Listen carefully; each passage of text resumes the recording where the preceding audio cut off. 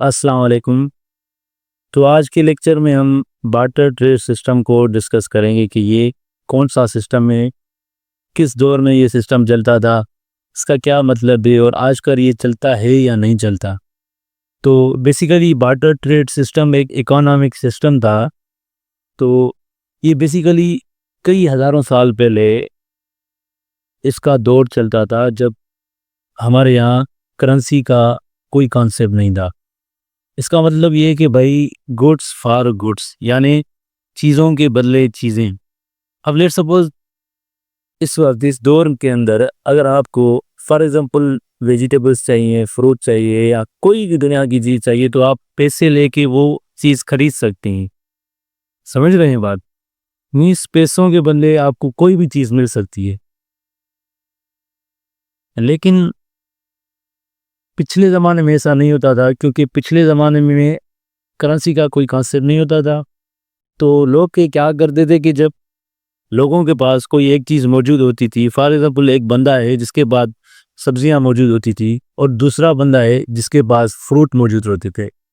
तो क्या करते थे भाई, जो जिसके पास सब्जी मौजूद होती थी, अगर अगले बंदे को इस चीज़ की ज़रूरत है कि भाई मुझे सब्जी चाहिए और सब्जी वाले को ज़रूरत है कि भाई मुझे फ्रूट चाहिए, वो आपस में एक्सचेंज करते थे कि भाई ये आप मुझसे सब्जी ले लें और बदले में आप मुझे फ्रूट ले लें।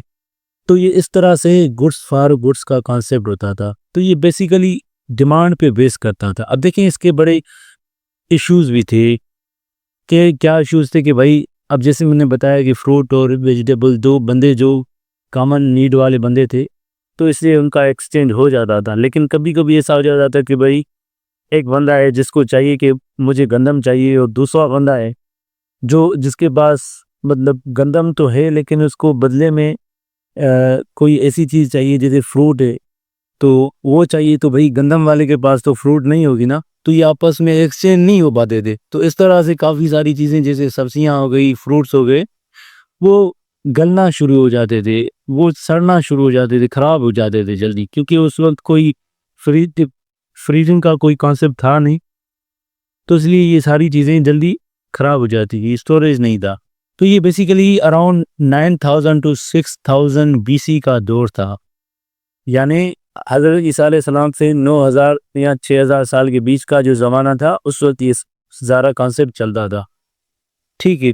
तो उसके बाद अब हुआ ये कि भाई जब ये कॉमन जो नीड्स थी वो मैच नहीं करती थी, तो भाई आहिस्ता आहिस्ता कॉन्सेप्ट आया कि भाई कोई करेंसी हो जिसके बदले में चीज़ें हमें मिले, कोई कॉमन जो कोई ऐसी चीज़ हो जिसके देने से हमें कोई भी चीज़ मिल जाए, कोई भी गुड्स मिल जाए, चाहे वो फ्रूट हो, चाहे वेजिटेबल्स हो, चाहे वीट हो, चाहे राइस हो, कुछ भी हो, सारी चीज़ें बदले में मिल जाएं। तो इससे क्या हुआ कि भाई कॉइन करेंसी का ज़माना आया।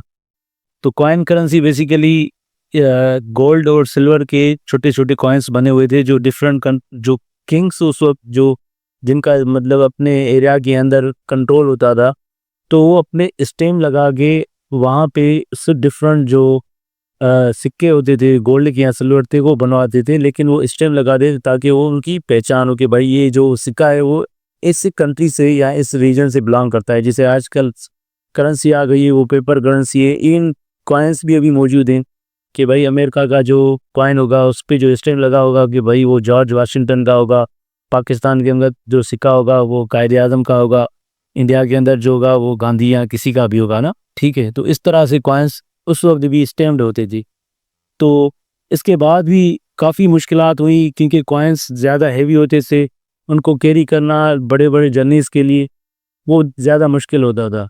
तो उसके बाद फिर क्या हुआ कि पेपर करेंसी का कॉन्सेप्ट इंट्रोड्यूस हुआ। अराउंड 7th सेंचुरी के अंदर चाइना ने first time paper currency introduce कराई। तो इस तरह से आहिस्ता आहिस्ता शिफ्टिंग हुई बार्टर सिस्टम से कॉइन करेंसी पर, और कॉइन करेंसी से किस पर, पेपर करेंसी करा। लेकिन आजकल पेपर करेंसी से भी शिफ्टिंग हो रही है किस पे भाई, ऑनलाइन सिस्टम। अब जैसे बैंकिंग है, बिटकॉइन से, वॉलेट से, एप्स आ गई हैं। मतलब ये एक नया दौर चलने शुरू हो गया है। ठीक है। तो इस तरह से ये सिस्टम चेंज हो रहा है। पहले कोई और था, अभी कोई और है, बाद में कोई और आएगा। तो सो कि आपको बार्टर ट्रेड सिस्टम का अंदाज़ा लग गया होगा। इंशाल्लाह हम नेक्स्ट लेक्चर में एक नए टॉपिक के साथ आपके साथ हाजिर होंगे। तब तक के लिए अल्लाह हाफ़िज़।